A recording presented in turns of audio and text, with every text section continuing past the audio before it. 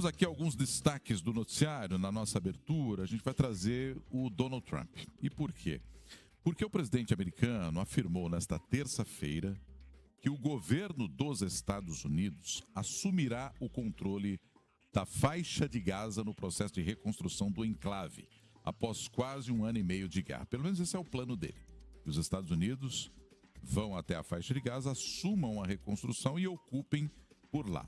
Ao lado do premier israelense Benjamin Netanyahu, ele ainda defendeu que os quase 2 milhões de palestinos que vivem no enclave sejam realocados de forma permanente em outros países, avançando em um plano apresentado por ele na semana passada.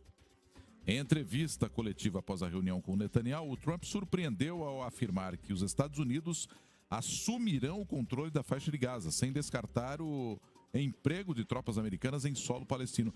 Vamos ver aqui o que disse o Donald Trump? Doesn't mean anything about a two-state or one state or any other state. It means that we want to give people a chance at life. They have never had a chance at life because the Gaza Strip has been a hellhole for people living there. It's been horrible. The Hamas has made it so bad, so dangerous, so unfair to people.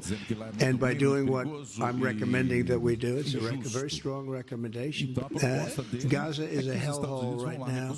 It was before the bombing started, frankly. And we're going to give people a chance to live in a beautiful community that's safe and secure.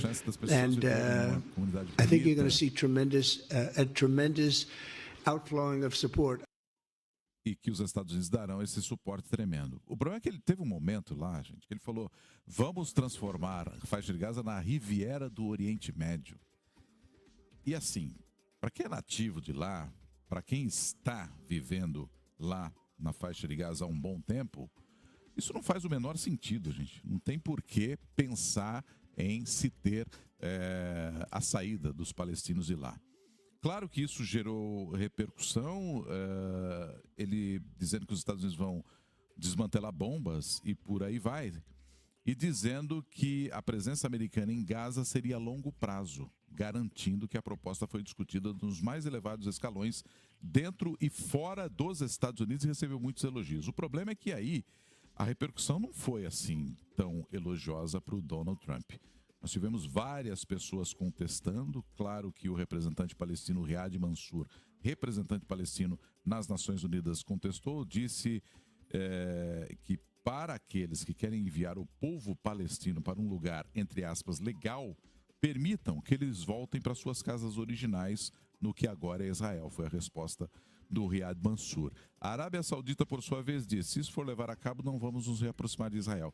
Veja como isso gera tensão ali no entorno do Oriente Médio, dos parceiros de Israel com os países árabes. O Antônio Guterres, que é o representante principal, o representante máximo da ONU, classificou a ideia como uma espécie de limpeza étnica, não concordando com isso. Claro que o Netanyahu, obviamente, elogiou, né, a ideia do Trump e, além disso, a direita extremista israelense também ganhou um presente, né? Foi um prato cheio para eles. Isso pode também, segundo alguns analistas internacionais, levar a um desmantelamento do atual cessar-fogo que a gente tem sendo realizado nesse momento lá na faixa de Gaza. Então, pode ser que isso gere mais problemas em vez de uma solução. E várias pessoas também protestaram do lado de fora da Casa Branca, grupos pró-palestinos, chamando Netanyahu de genocida, chamando de estapafúrdia a ideia do Trump.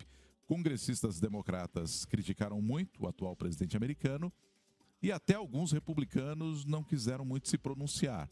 E um deles disse: me pergunta amanhã sobre isso, porque hoje eu preciso digerir essa ideia ainda, eu preciso analisar. Então, quando o Trump diz isso foi amplamente discutido nos mais altos escalões, faltou combinar com alguns americanos, para a gente não dizer combinar com os russos, nessa ideia de retirar ou de ocupar a faixa de Gaza por parte dos americanos. Faixa de Gaza que precisa, sim, ser reconstruída, mas claro que o povo palestino não quer deixar esse pedaço de terra que é deles, que é parte da nação deles. E aí é onde entram os especialistas, os analistas, mesmo os organismos de direitos humanos, defendendo dois estados, o Estado de Israel e o Estado da Palestina, Vamos ver até onde vai prosperar essa ideia do Donald Trump,